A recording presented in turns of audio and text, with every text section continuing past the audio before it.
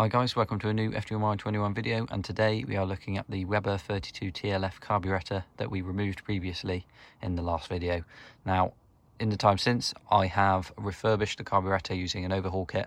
So essentially what I've done is I've removed the top piece of the carburetor from the middle, and I've removed the bottom from the middle as well. Both of those are removed with 2 screws. So there's 2 screws here, one there and one there, to remove the top piece, and there's 2 on the bottom which face the correct way when it's upside down.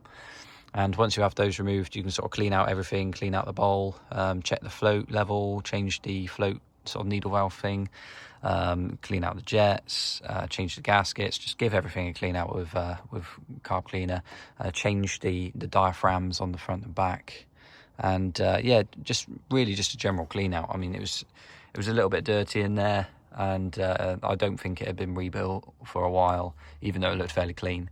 I think it was worth doing.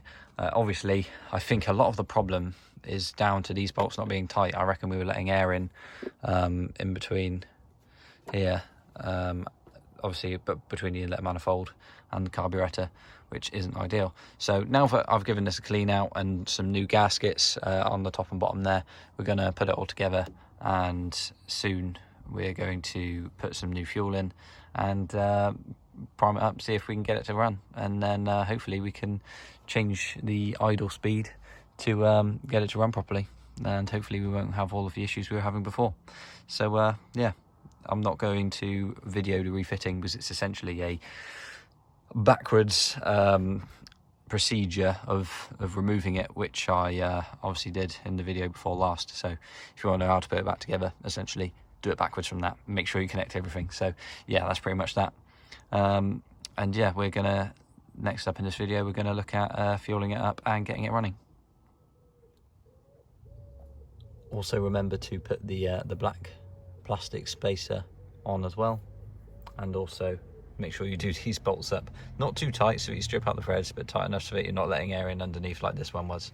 And obviously then connect up all your pipes and your cables as they were before. And also, in my infinite wisdom, I managed to leave this pipe off here on the rear of the carburetor, so I'm just going to put it back on now. So yeah, make sure you put that back on as well, because obviously you have to remove it to take apart the bottom piece of the carburetor when you're rebuilding. I've now connected up all my pipes and cables. I've put a little bit of fuel down the carb, and I've put some fresh fuel in the car. So now we're going to see if the car will run. And after not a lot of cranking, it is now running.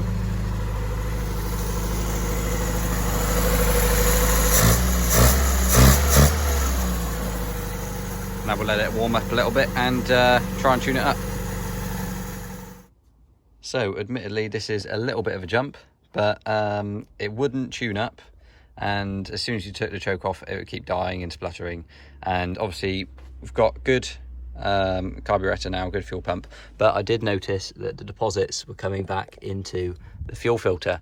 So I went to put a bit more petrol inside of the tank and ended up dropping the end of the jerry can filler into the fuel filler. So I thought, right, I'm just going to take the tank out. So to do that, it's literally just a 7mm Jubilee on here, and undid that from the tank. There's 3 13mm nuts, 1 on the back, 2 on the front. There were cable ties holding the handbrake cables to the side, which I removed, and then I dropped the tank down slightly, removed the Jubilee clip holding the extra I believe it's the expansion sort of pipe onto the side of the tank, and then removed the connectors from the fuel sender and the 2 if I just go in there, you can see the fuel pipes that run down the car. Remove those from the top as well. So here is the tank that came out, and I will attach a couple of videos at the end of this where essentially this looks good on the outside, but we put the Depth Tech camera, which is in here. I'm not going to grab it out, but it's essentially a small borescope which we put down into these holes where you could see that the inside of the tank is rusty, and therefore that is where all of our rusty deposits are coming from, which admittedly might not be our issue, but it's certainly not going to help. So luckily here's one I made earlier.